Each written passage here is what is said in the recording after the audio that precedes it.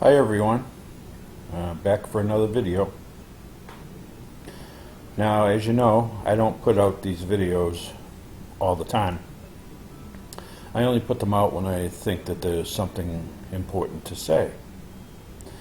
And today I have some pretty good news for any of us who believe in the Constitution and our inalienable rights.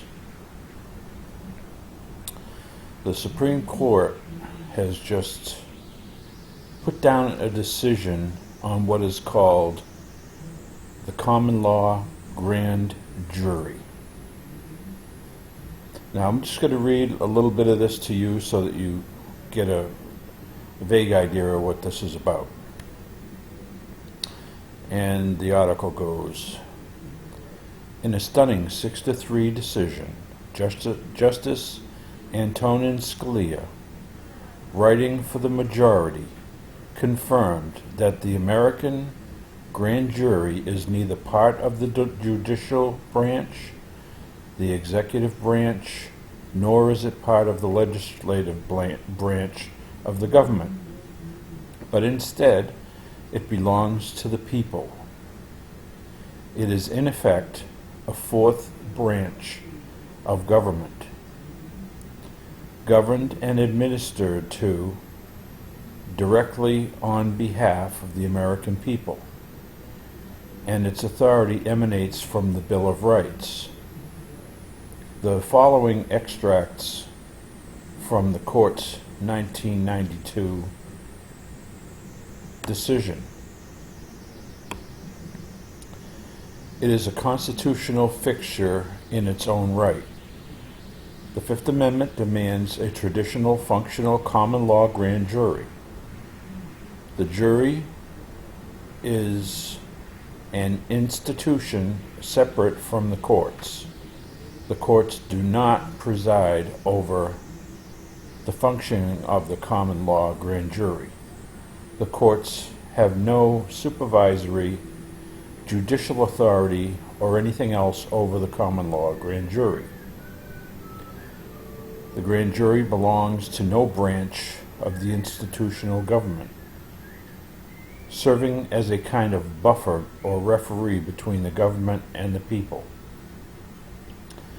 The grand jury's functional independence from the judicial branch is evident both in the scope of its power to investigate criminal wrongdoing and in the manner in which that power is exercised. The grand jury can investigate merely on suspicion that a law has been violated, or even because it wants assurance that a law has not been violated. The grand jury need not identify the offender it suspects, or even the precise nature of the offense it is investigating. The grand jury requires no authorization from its constituting court or initiate an investigation or to seek an indictment. The grand jury operates without the interference of a presiding judge. The grand jury swears in its own witnesses and deliberates in total secrecy. The grand jury remains free to pursue its investigations unhindered by external influence or supervision, so long as it does not trench upon the legitimate rights of any witness that it calls.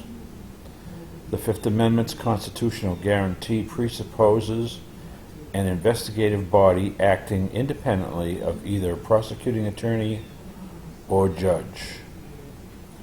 The double jeopardy clause of the Fifth Amendment does not bar grand jury from returning an indictment when a prior grand jury has refused to do so.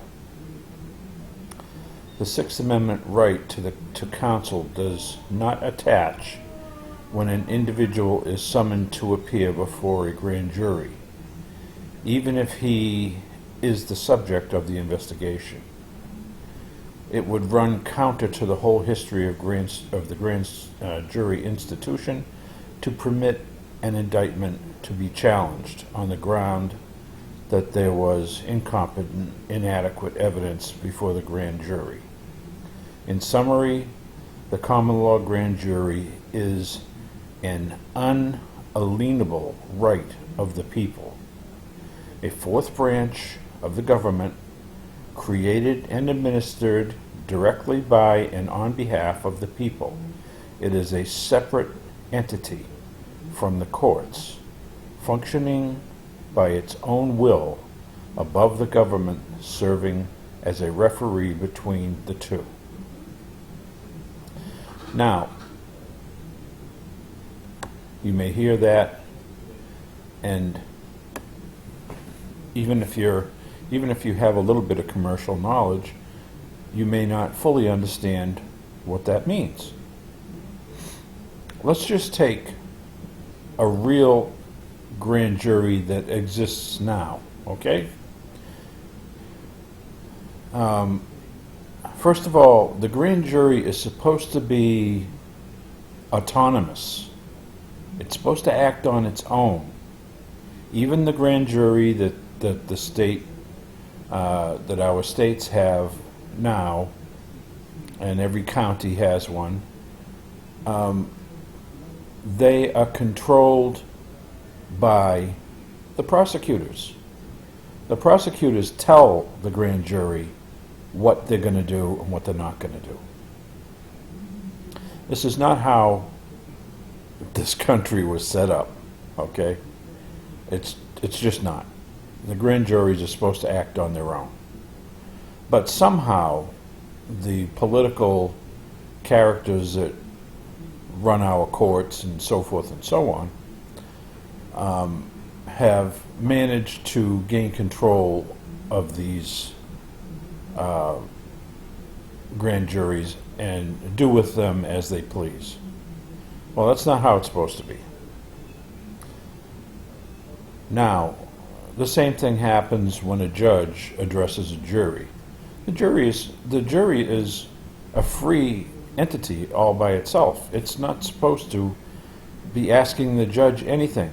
But the judge tells them, look, you don't have to figure out what the law is. I already told you what the law is, and all you have to do is tell me, did he break the law or not? That's all.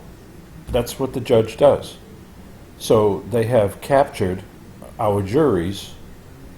Even though the juries don't have to listen to him, they can do anything they want to do when they're in there deliberating. However, they don't. They listen to the judge. And that's why we have a 98% conviction rate in our courts. Now, if the courts were fair, it would be somewhere around 50%.